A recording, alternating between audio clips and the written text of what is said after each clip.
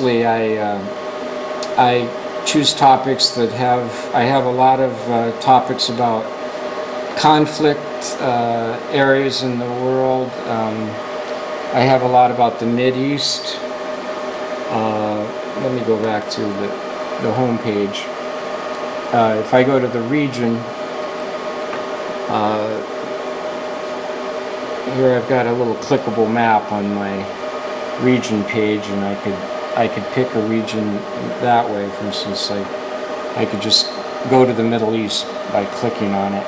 I don't have that set up for all of my region pages, but see, I have 1,500 pages on the Middle East.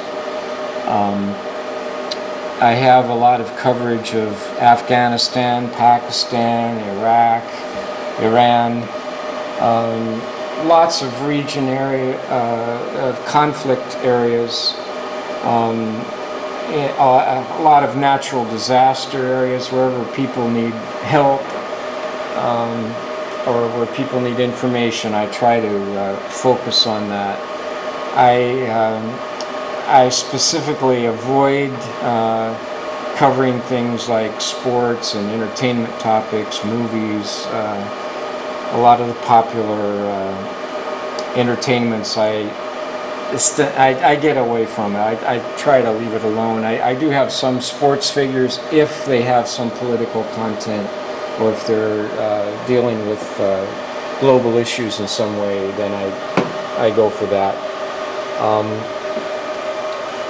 I'm actually, my popularity right now, there's an Alexa service that is associated somehow with Amazon, and they keep track of web traffic, and right now I'm most popular, I believe, in Indonesia right now. I also am very, my web popularity is very high in Pakistan, India.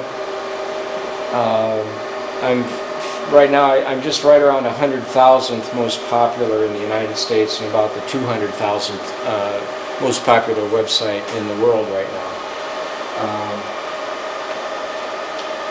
So that's the website, and these servers are all dedicated to serving that function of collecting news and trying to make the news a little more permanent. I got the idea for the website because I was thinking about how people read the newspaper, and then the next day it's, you know, to wrap the garbage in or to line the birdcage sort of thing. And I wanted to have the news hang around a little more, and so I can honestly say that if you took the year 2009 and now 2010, I really do have items on about every major story globally, and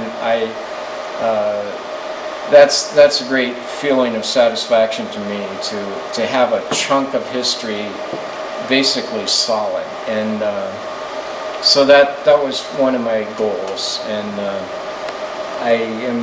I'm accomplishing that. I really feel good about it. And now, taking the URLs that I've gotten, my site is basically an index.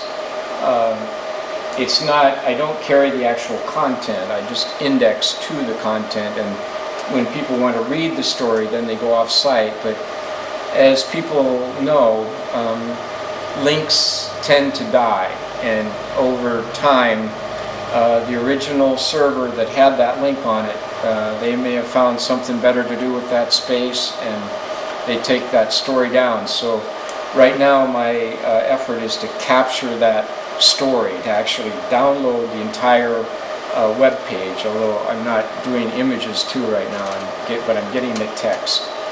And so when things are really working like I want them to, then years from now, people will be able to not only know that there was a story about that, they'll actually be able to read the story.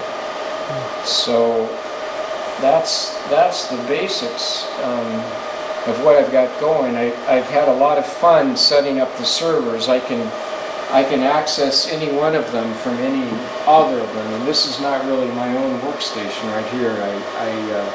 I do most of the time I'm in my office, where I have another server, a Silicon Mechanics server, which is not quite as loud as these. And I use that like a desktop machine, but I can get at these remotely and move anything around or write a program on any of them from my desk. And it's a lot of fun, honestly. And I'm very impressed by the Debian installation. A lot of people who are getting into Linux may be familiar with Ubuntu. Ubuntu is, as I understand it, it's based on Debian, and it's kind of a select subset of what's available through Debian. And they're all wonderful, I'm sure. I just got into the Debian one, and I like it so much that I haven't gone off from that, and I can't tell you how much I like it compared to Windows. I don't want to just diss Windows, but I'm never going back. These machines cooperate very well together, and the software applications also, they cooperate well together, and it's been a lot, like I say, it's been a lot of fun. Okay, thank you, John. You're welcome, my pleasure.